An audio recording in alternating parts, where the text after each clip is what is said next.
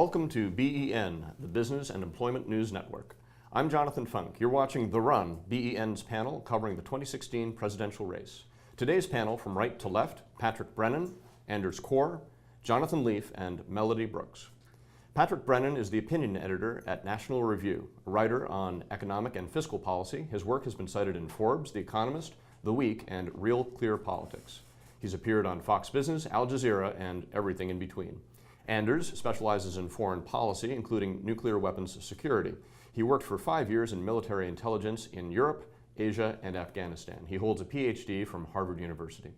Jonathan Leaf is a playwright nominated for Best Off-Broadway Play in 2006. He contributes regularly to the Weekly Standard and the New Criterion. And Melody Brooks is director of the New Perspectives Theater Company, an award-winning multiracial ensemble committed to theater as an agent of social change. Patrick, Anders, Jonathan, Melody, thanks for being with us. In November 1973, President Nixon addressed the nation twice on what he called a national energy crisis. In response to cutbacks in oil from the Middle East, he announced nationwide speed limits, reductions in home heating levels and gas station hours, even Christmas lights. He trumpeted the Alaska Pipeline Bill and other ways to increase oil production in the U.S., but most of all, he promoted Project Independence 1980 so that, quote, by the end of this decade, Americans will not have to rely on any source of energy beyond our own. In short, he promised a strategy. Because of what his press secretary called a third-rate burglary, Nixon didn't get the chance to execute that strategy. Ford and Carter didn't make much headway either. In Reagan's America, the market helped, mostly because Japan, not GM, produced smaller cars. During the Clinton years, America enjoyed oil at $10 a barrel, bringing us back to the 60s oil-wise. But all of a sudden, petroleum supply wasn't the only story. Global warming went from being a concern on the left to start nagging at more and more voters in the middle. Since 1990, almost 10% of U.S. energy consumption has indeed switched from oil and coal to natural gas and, to a lesser extent, renewables, nuclear, and other sources. But wind and solar have mostly been financed through tax credits, not direct government spending. And unlike depletion allowances and other subsidies for oil, those credits keep expiring. That's caused a boom and bust cycle for innovation rather than a steady path forward. And the mandates that promoted that shift have mostly come at the state level. That layers a patchwork system on top of the boom and bust cycle. More recently, innovation in oil production, hydraulic fracking, has been a game changer. In a short time, it's helped bring our oil dependency to about a third, down from more than half a generation ago. But it carries environmental risks, and those too are regulated chiefly by the states. This week, the Obama administration gave the go-ahead for Shell to drill in the Arctic Circle. It's not just hardcore environmentalists who are concerned. After 4 decades, we're back where Nixon started, still dependent on oil. Less than we were, but with every expectation that prices will eventually jump right back up. Patrick, isn't it time for a national strategy for energy security that goes beyond drill, baby, drill? Well, I think the reason that we don't have one is because left and right and a lot of Americans don't really agree on what the goals of that strategy should be. Their priorities when it comes to energy policy are very different. So the right generally tends to emphasize low energy cost, promote economic growth, and raise Americans' incomes. The left says that we need to take a longer term view and think about reducing our energy intensity, reducing energy consumption, and improving efficiency. So when you think about a strategy means fitting means to ends. And so it's not just the means that we disagree on, but the ends. And so when you think about a national security strategy, we all agree that should emphasize above all the security of the United States. That doesn't come true with national energy policy. And in fact, one of the few things that left and right do generally agree upon, and you referred to this in your introduction, the idea of energy independence is not something that energy experts actually tend to place a lot of value on, because it comes at the expense of sort of the way that energy markets are moving and growing more efficient, where it's better to have an international market connected. And so moving toward an energy independence strategy, that's very appealing. That's one thing that has had sort of consistent agreement and appeal, and yet that actually isn't a very sound idea. So I'm not sure I do want a national energy strategy if that's going to be it. Melody, this man just accused you of being focused on efficiency with a long-term view. Are you going to stand there and take that? Oh, of course. But the two aren't mutually exclusive. The idea that the right wants low-cost energy, and obviously it hasn't worked to raise Americans' incomes, because we know, in the last 30 years they've essentially gone down, not even stayed flat. But I also think that it exposes the real hypocrisy certainly on the right. The concerns about conservation and energy independence did not just concern of the left back when Nixon was in office. It was a national concern because it also went along with a lot of other areas of conservation, of cleaning up our rivers, of the Clean Air Act. All of it was part and parcel. Signed into law. EPA signed into law by Nixon. Because we recognize that we can't just go on doing whatever we want to the planet and it'll all work out well. Ronald Reagan famously removed the solar panels that Jimmy Carter had installed on the White House, which was a step in the right direction.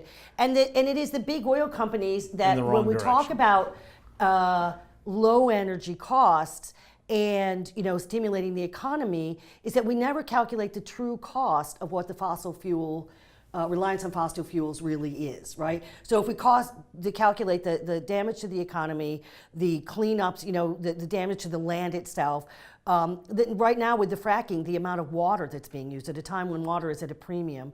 So none of that is calculated into cost, and I think we mostly think about gasoline and heating oil, right? So the American sitting in, saying, oh, my gas is cheap, oh, I can heat my house for cheap, but all the other costs that go into using fossil fuels is never calculated, and it comes out somewhere, right?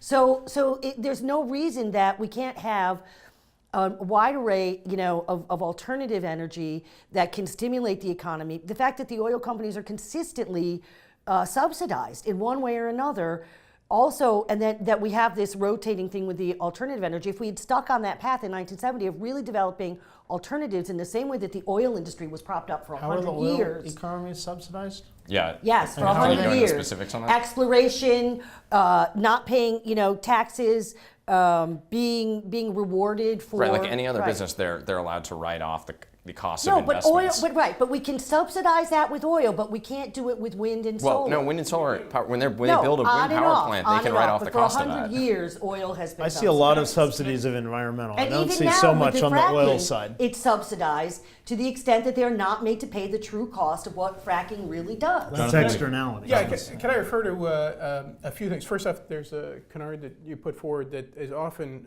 put forward that's not about energy but about economics. You said that since over the last 30 years, income has declined in the United States. So that's not true. Income has increased. Household income has declined because the size of households has declined. The That's gap I don't has think so. increased, I don't but think so. Yeah, there's overall been wealth has there's been increased increased income inequality. on both But I sides. want- energy But let me policy, get to though. energy Yeah. policy. In fact, solar, for instance, is probably the most subsidized of all energy types. Let me give you an example of how. Solar is one of the very few things that under the U.S. tax code that you get you get a credit for. You don't get a deduction. It's a credit. You get a direct credit. Plus, most of the states, you mentioned the state policies, most of the states have large subsidies for large-scale power projects that involve solar or other renewables.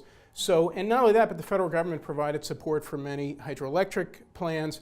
So renewable energy does get vast subsidies of a kind $80 that billion clean tech program is a massive subsidy. It's- That's the Solyndra. Yeah, so the idea that these things are not Debacle. subsidized is not true. Well, let Signed me get into law to by this issue of George W. maybe Bush. I'm jumping 500 ahead. million was the loan that Solyndra took, and it was a loan. It was Million. not- yeah. It was a loan guarantee, and then they went back. Right, but it wasn't $80 billion. That I'm was for the support, but to say that oil is subsidized and not clean But of energy, course clean it is. energy How is can you more say it's not? subsidized, which We is are a good still thing. cleaning up in Alaska after the Exxon Valdez. 25 years Well, later, there is you're still confusing impact. externalities But Exxon you don't with say, subsidies. but you have to calculate it But that- into the cost. Exxon was if not you want to pay subsidized. Exxon paid $3 for at the that. pump, you want to pay $3 at the pump for your gas, then you have to look at the externalities, because you will pay for the externalities elsewhere. So to say that we have low-cost energy, But that's don't stimulating confuse the it with a economy. subsidy. Well, They're now, hold two on. No, different that's things. not what I'm talking about. Isn't it true, There is though, also that- subsidies. Isn't for it the true oil that many of the subsidies, and we can use air quotes on that, many of the subsidies for oil and gas exploration and production are sort of hidden. They are in tax credits, they're in depreciation allowances, they're for advanced write-downs of royalty payments, they are for low or no-cost leases for federal lands and other lands. It's the structure of agreements that are entirely contingent on whether or not oil is actually found. These things are hard to track, they're hard to measure, but they're very real, and don't they amount to a subsidy when they occur? Wait, can I respond to that? Please, Jonathan. These things are bid auctions.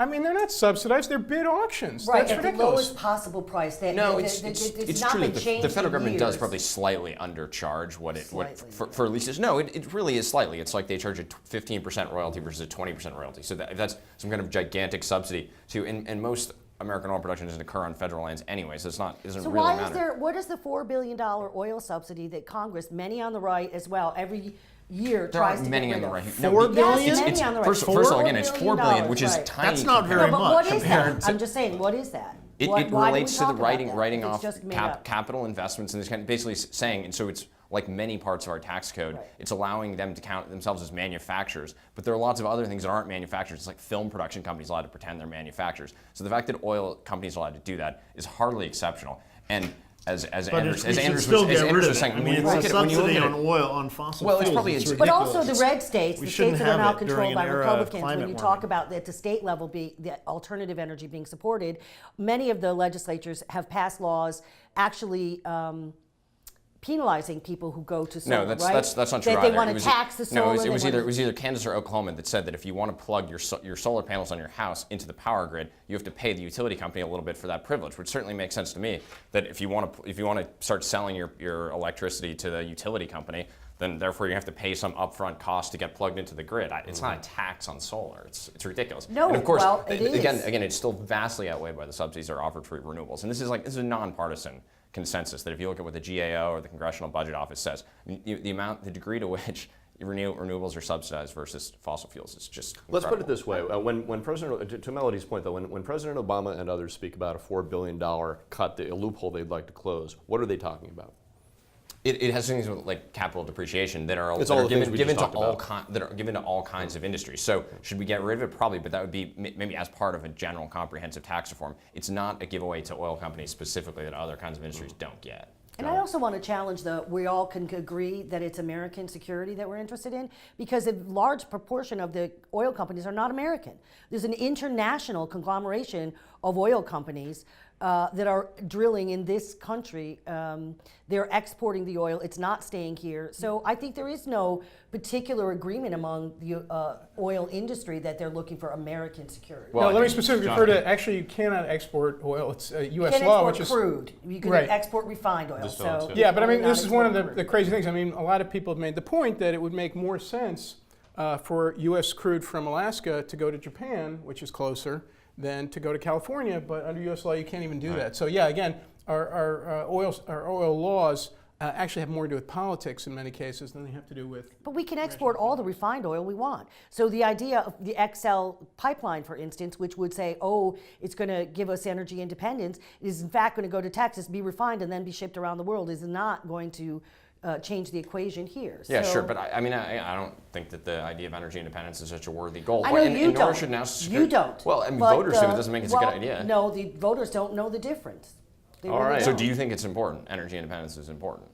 I think that energy independence is important, and I think So the- jingoistic of you. So jingoistic of me, right? Jingos and otherwise, energy security, national security, what is the link? We'll be right back on The Run.